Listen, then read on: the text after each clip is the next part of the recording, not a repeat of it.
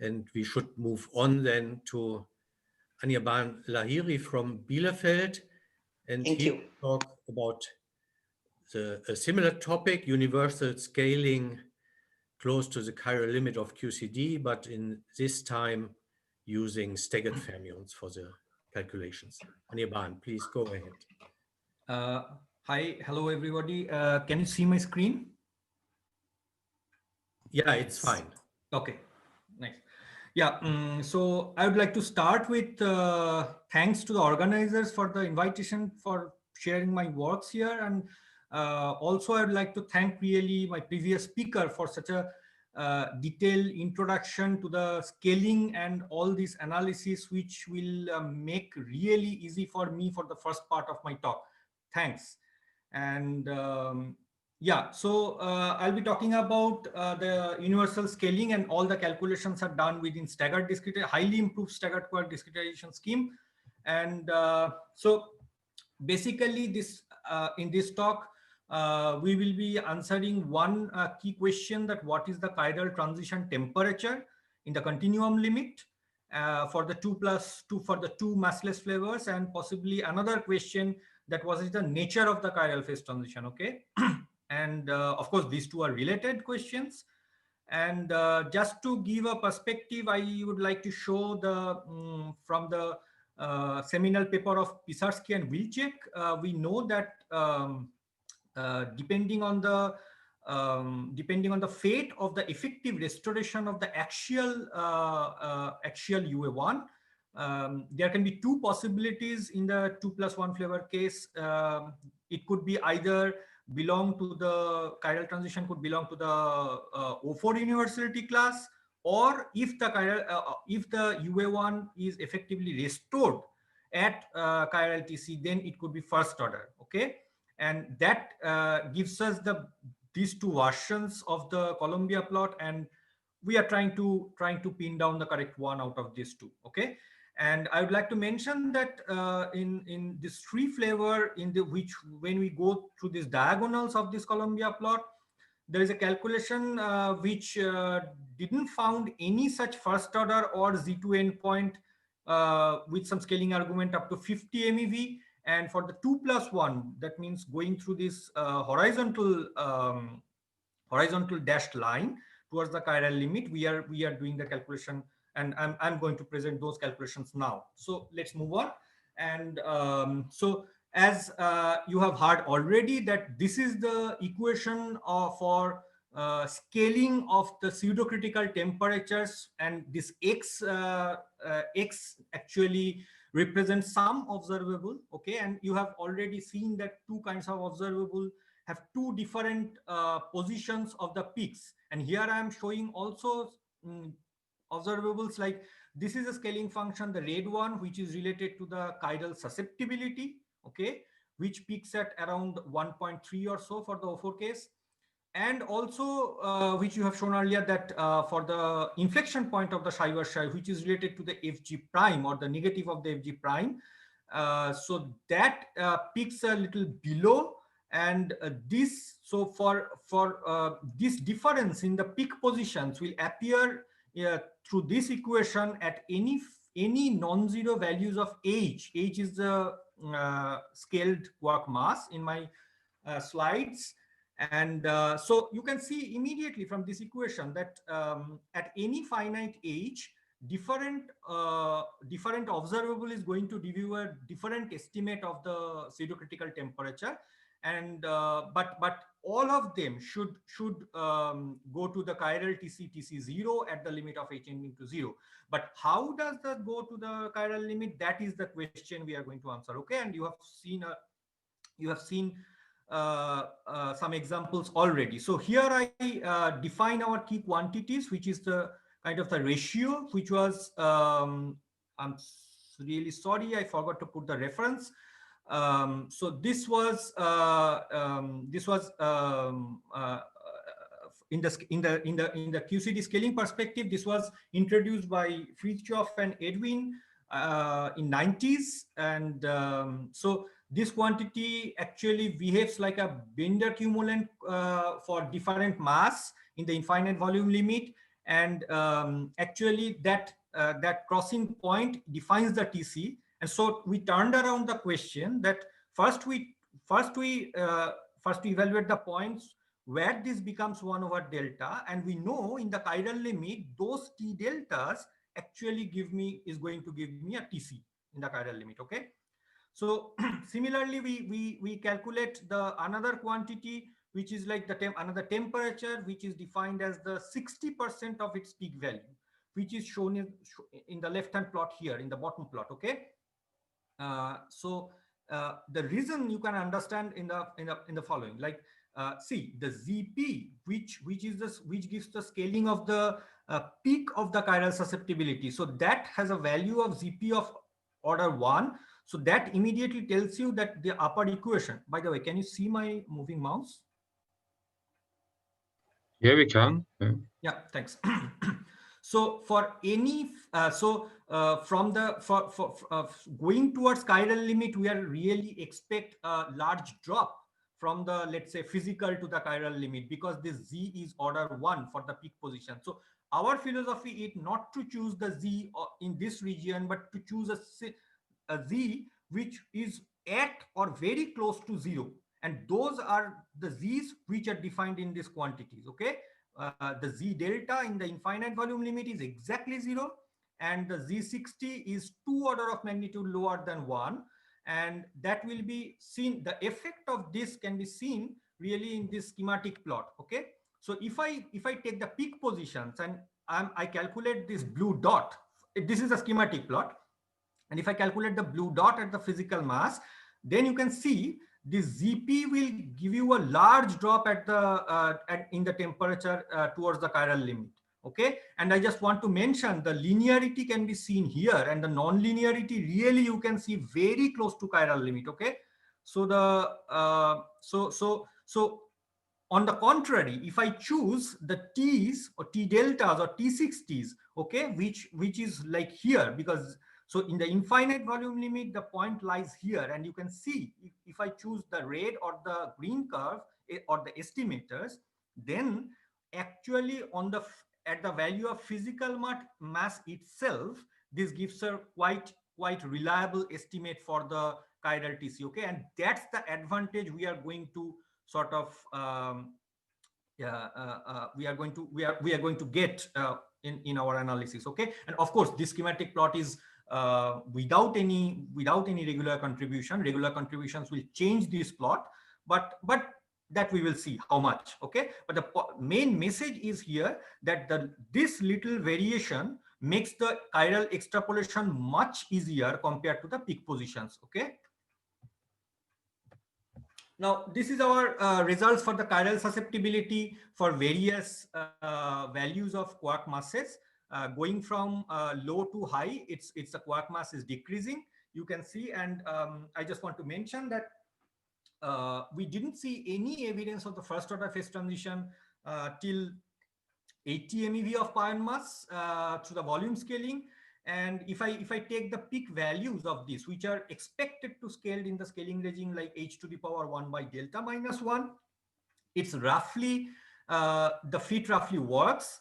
Although if I try to determine the delta really, unfortunately the data is not precise enough to really distinguish the delta like from O4 to other classes. That's not possible with our data yet.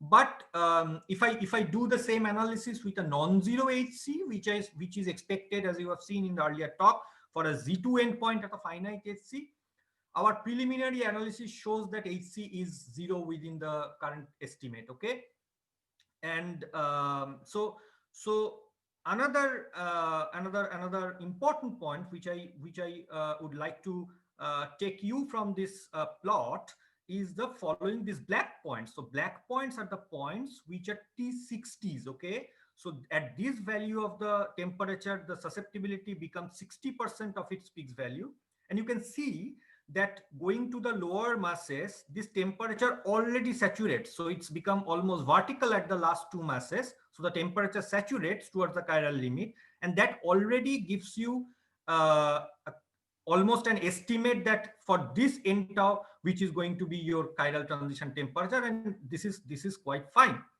as we have checked. And so I would like to say that this plot will immediately shows you that T60 is really an improved temperature, which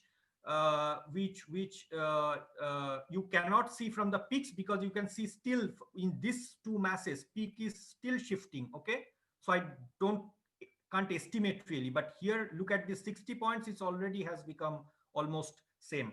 Okay, and we don't have really a strong evidence of HC being non-zero. So this is the another quantity which we use to determine T delta, as I described earlier, the ratio of this H times susceptibility divided by the order parameter. And these ratios, when crosses this black horizontal line at 1/delta, gives you the T deltas, and then we we did the thermodynamic extrapolation, and then continuum extrapolation, and then chiral extrapolation. Okay, and then of course we also did another limit. I mean, taking the chiral limit already for fixed 10 tau, which is not so quote unquote proper limit within staggered, but we see that this gives pretty similar results, which are actually summarized here, where all these square points are from the deltas, the TC0 calculated from deltas, and the circles are from T60s. Okay, and this upper part of the, which is represented by the red, this is the where the continuum extrapolation taken with 3 n-taus like 6, 8, and 12. And for the systematic uncertainty, we also excluded the n-tau 6, and that is the origin of a systematic uncertainty. And another origin is during the volume extrapolation, we tried with linear volume extrapolation, assuming everything is regular, and volume extrapolation using O4 scaling answers, which actually assuming that there exists the O4 in the chiral limit, and that difference also goes into the systematic error. And finally, we quote with all these numbers. This is our final quote for the chiral transition temperature in the continuum limit. Okay, so with that, I would really like to go to the next part. But before that, maybe I can show this comparison plot, which I shows in the motivation that how it should look like. So this is the peak position scaling, which you can see here. And that you can see the non-linearity comes so close to the chiral limit. And in the contrary, you can see that the T delta estimators are quite flat, and without this non-linearity, these extrapolations are quite reliable rather. Okay, and because this variation is way less than this variation. That's what I wanted to say. And these peak estimators of the TC0 from the peak positions agrees on our preliminary calculations at the level of 2 sigma with those determined from the T deltas. So I would like to say that from this plot, the stability of the new estimators are quite apparent. Okay, and that goes to the next part about some comment in the direction of the universality class. So here I would like to explore the this ratio, which is the ratio of the order parameter and the chiral susceptibility, and without any regular term, this is expected to behave linear in H within the scaling window. And this ratio Fg over Fchi, which is the ratio of the scaling functions, are universal numbers. Okay, at a fixed z. Okay, and we calculate this ratio at a fixed z, or for a fixed mass that mentions at fixed temperatures. And here I show the results of this ratio calculated at the peak position of the susceptibility, which are the blue points, and the red points, which are the 60%, which calculated at the 60% positions. Okay, as you can see. And these red bands, I want to stress that these red bands are not fitted curves, but just the scaling expectation. So this comparison with the colored bands with the colored points are really parameter free. Okay, and so that already gives you an impression that for the peak positions, where we expect for this quantity, for this ratio, the regular term is smaller in the case of peak positions and larger in case of 60%. So you can see that it's quite quite described by the scaling expectations. And again, this is not a fit. So if I go to the next slide, where I have also drawn the colored lines in the same data, but with some non-zero HC, okay, with some non-zero HC. Then it shows that these data which are closer to this scaling curves, okay, but far away from the Z2 expectations. And that already tells us that with the current data, it's really really unlikely to get a Z2 endpoint at even at such a small mass, okay, such a small mass. And of course, I mean, you will be wondering that for a non-zero HC, this is not going to be the exact order parameter what we are calculating, but yes, that then these will be not be a straight lines exactly, but we'll have little curvature. But also that mixing goes down and down when when this HC goes smaller and smaller, okay. So at a first hand comparison, I think this is this gives us quite confidence that that there is no such HC exist up to still small masses, okay. And then I think our calculation shows that there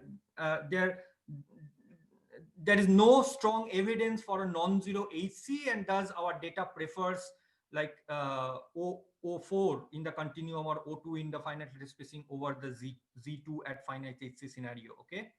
So that's the take home from this part. And then I would like to go to another part where I discuss the gluonic observables. This part of the analysis is actually led by my colleague David Clark. And here we would like to use the fact that near the critical point, one can write an effective Hamiltonian or the effective theory for this for a theory. And in that effective Hamiltonian, there are two kinds of operators, okay. One kind of operator which respects the symmetry, those are called energy like operators, and another kind of operators is which breaks the symmetry explicitly, in our case chiral symmetry. So just think about the Ising model.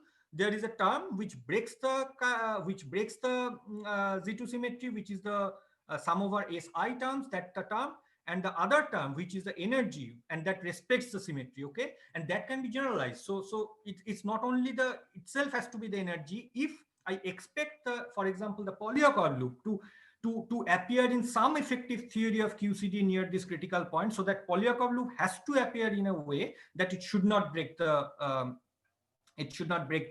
chiral symmetry, because the Polyakov loop, being a gluonic observable in QCD, doesn't break the chiral symmetry, okay. It's only up to the quark observable. So in that perspective, at this point we propose that this Polyakov loop or its logarithm, which is the heavy quark free energy, should be governed by the scaling function, which is responsible for the energy or energy like observable, which is FF prime, okay. And so although we know that as you can see, this exponent, sorry, 1 minus alpha over beta delta, this is a positive exponent, and for ON, and this is going to vanish. This is going to vanish in the chiral limit, okay. And so in the chiral limit, the singular part vanishes and only regular term stays finite. So it's hard to establish rather this feature through this quantity. So what we did, we took a derivative with respect to quark mass of this quantity, and that gives us a scaling function fg prime, or minus of fg prime rather, and that gives us an exponent of h which is negative. So this quantity, rather unlike the free energy itself, this quantity is going to diverge in the chiral limit, and that any diverging quantity will help us, because the regular contribution will be diminishing more and more towards the chiral limit, okay. And that's the and I show the results here. And here you can see of results of these quantities for various mass with a fixed n tau, okay. This quantity, and of course, since we are working on a fixed n tau, here we use O2 rather than O4, and you can see the scaling, the fit with the scaling function without any regular term works pretty well with these quantities, And if I rescale this quantity with the corresponding powers of h, we get indeed a universal curve, except from this low, in this region for the low mass, where we are struggling for the beta statistics till now. Okay, but it clearly shows that the universality exists in this quantity, and that in turn puts the heavy quark free energy or the Polyakov loop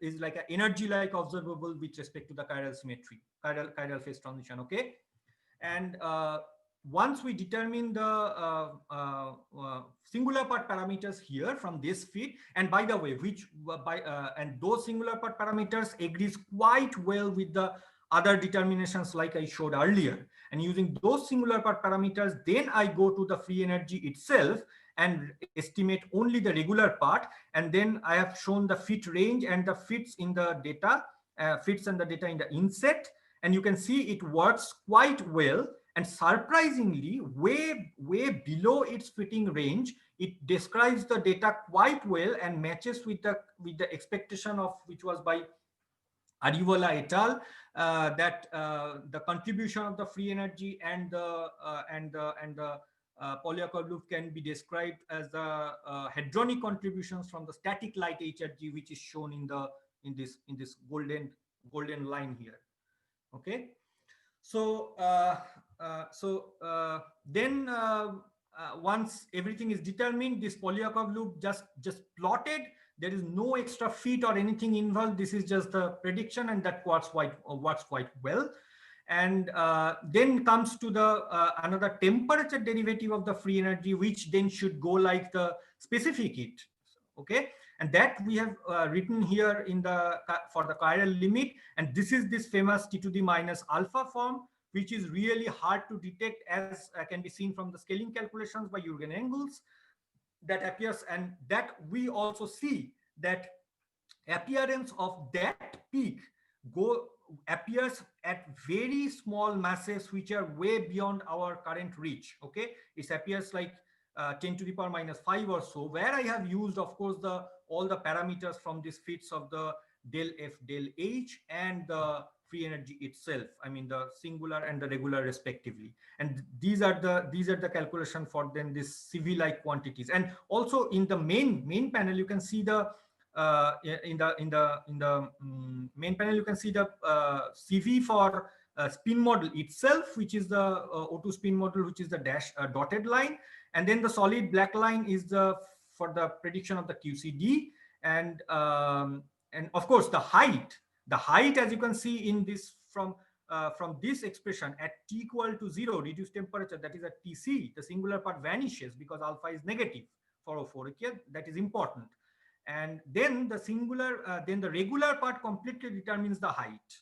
Okay, so the height will never match in QCD and spin model, that you can see already from the plot, but the other features do.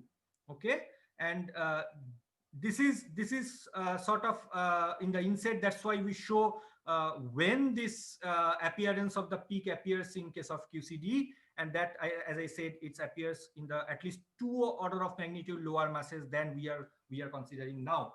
And this we already know from the O2's calculation, where this peak appears at the very small values of the magnetic field.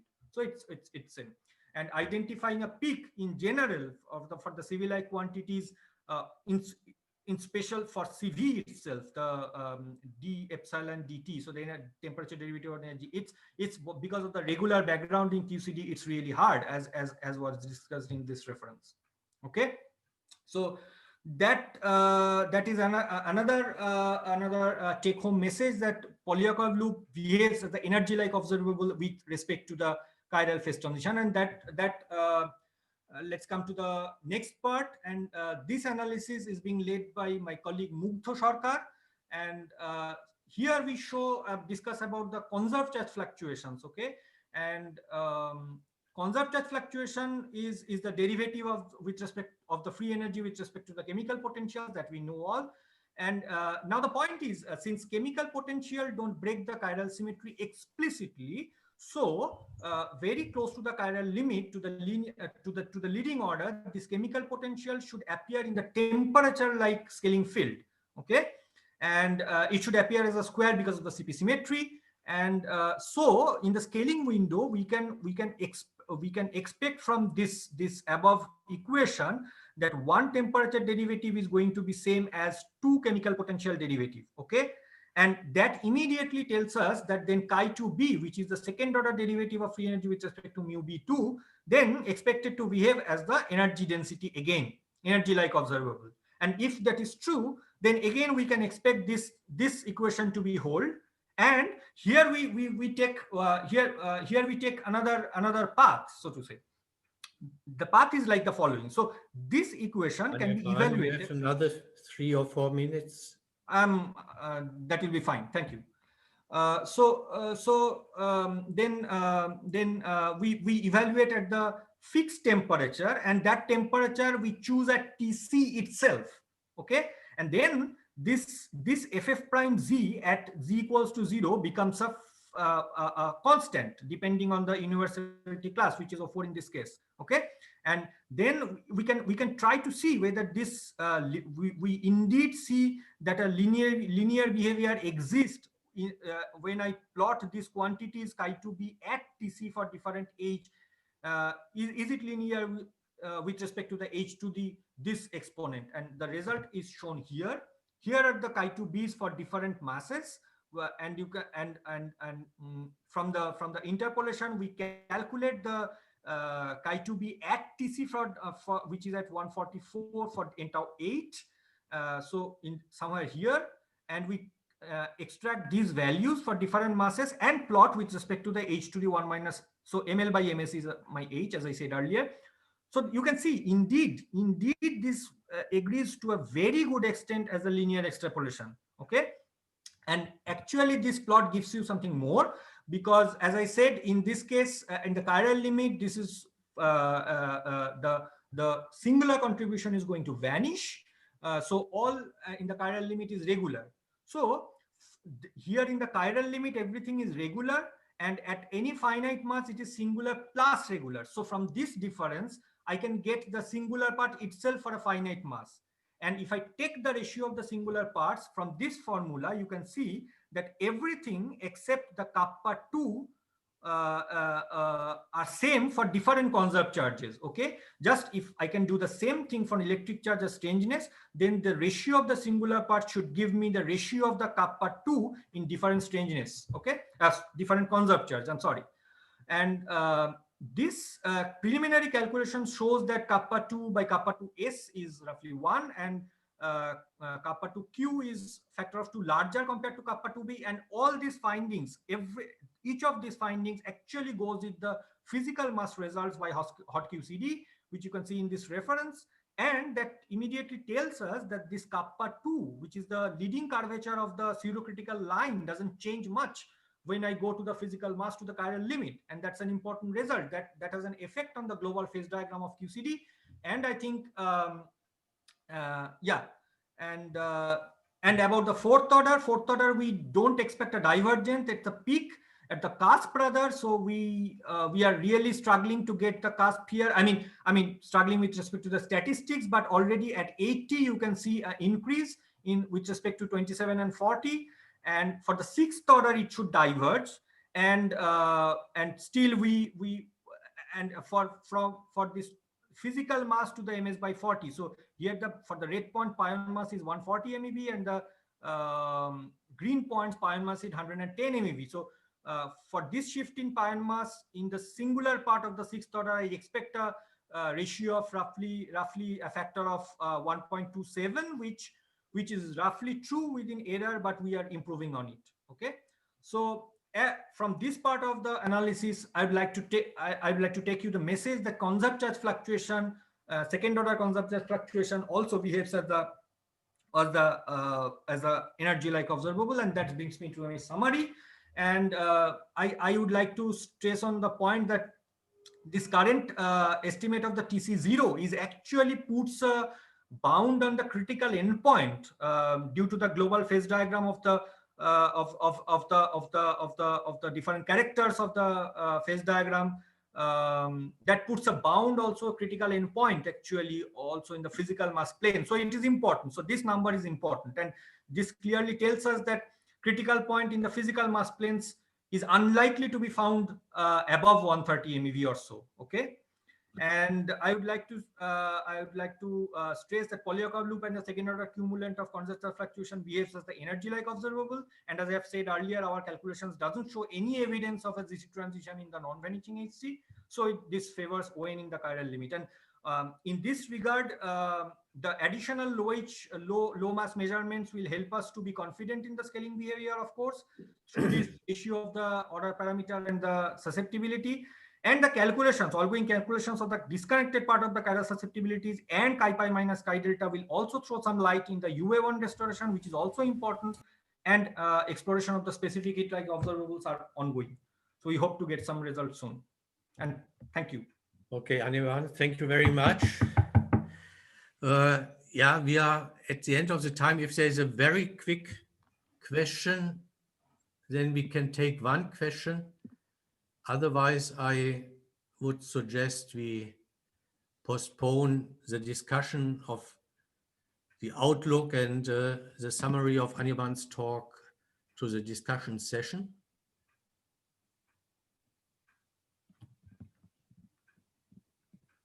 Okay, as we are already over time, I think we should stop here. Thank you, Anirban. Thank you again.